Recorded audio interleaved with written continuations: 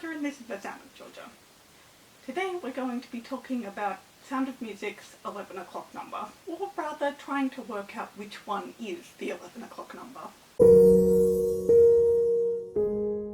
So let's start with basic. If you don't know, a musical 11 o'clock number is a song that takes place in Act 2, usually in the latter half of Act 2, where the character, usually the protagonist, has some big revelation, and it gets its name from the fact that it would take place at roughly 11 o'clock if the show started at 8:30. So we can kind of start there, I guess. Now, we will be looking at this for the stage version before all else, because the stage version came first, but I will be mentioning the movie in a couple ways.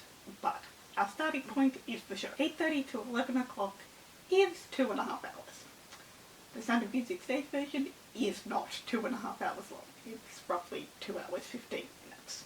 I used NBC's live version as the best example to get this particular number, because unlike the ITV live version, which is better, the NBC version includes pretty much everything. There might be a really tiny scene or two that's missed, but it's pretty much the musical as is. ITV, on the other hand, definitely cuts out some stuff. That production's runtime was 2 hours. TLDR, the show's only 2 hours and 15 minutes long, so we would not get to 11 o'clock. But it's musical theatre, and musical theatre has this thing called intermission. Intermissions are usually 20 minutes long, so we're going to take off 20 minutes and see where we are. If you started Sound of Music, the stage version, at 8:30, 2.5 hours later you would be at Edelweiss, the festival scene. Which is important because in the stage version, the festival scene is the first time we hear Edelweiss. They added it in later in the film, but in the stage version, the first appearance of it was at the very end. Now, 11 o'clock numbers can happen that late in the show. For example, in Gypsy, Rose's turn is the 11 o'clock number, less than 5 minutes after it, before the show ends. So, timeline-wise, Edelweiss checks out. Emotional moment, Edelweiss checks out. Now, this would actually translate over to the film.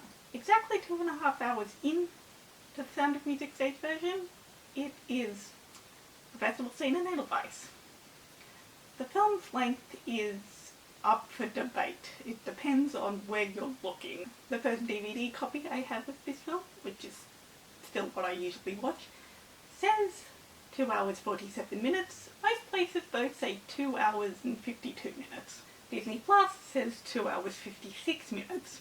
Though I did check, and that's 3 or 4 minutes of credits that weren't there in the original version. Don't know where those extra 5 minutes came from, because I've watched versions that absolutely said the runtime was 2:52, and I haven't noticed any differences. But that's a story for another time. 2 hours and 13 minutes into the film, where it's the festival scene and Edelweiss. This is just 2 hours and 30 minutes in, deducting 20 because intermission would leave you at the wedding. But if you're watching Sound of Music at home on DVD or streaming, are you really going to take a 20-minute break for intermission? Some of you probably did. I usually don't. So, everything seems to be lining up. Well, we're not done yet, because I don't think Edelweiss is the only option. There is another number, especially if we're talking about the stage version, that while it takes place earlier, checks all the boxes character-wise. And that is No Way to Stop It. Now, No Way to Stop It happens roughly an hour and 30 minutes in. To the stage version, adding 20 minutes in for intermission, it would be taking place about just before 10 if you started the show at 8:30. So it's a little earlier, but 11 o'clock numbers can vary in points on the timeline. As I said, Gypsy's 11 o'clock number is right at the very, very end, but if you look at Wicked, for example, Wicked's 11 o'clock number is No Good Deed. But No Good Deed takes place 20 minutes before the show ends. So there's leeway. And yes, you could probably argue that No Way to Stop It takes place a little too early, but I think character-wise it checks all the boxes, and honestly I think it fits better character-wise. Usually the 11 o'clock number belongs to the protagonist, but in this case it obviously belongs to the captain. Whether it's Edelweiss or No Way to Stop It, which I think are the two main contenders, the 11 o'clock number belongs to the captain. In Edelweiss he's saying his final goodbye to the country that no longer exists before he leaves, so he could keep his conscience intact and not bow my head to the men I despise, as No Way to Stop It says. In No Way to Stop It, that's when he realised his fiancée is absolutely not the right woman for him. They are too at odds politically. Her being so passive about politics is a deal breaker for him, and that never truly sunk in for him until this song. I've said it before, but obviously in the stage version, Georg and Elsa's relationship is very much politically driven or politically dependent. It's not so much about Maria. But let's talk about the film for a moment. Obviously, the film does not have No Way to Stop It, but what it does have in Act 2 is Climb Every Mountain.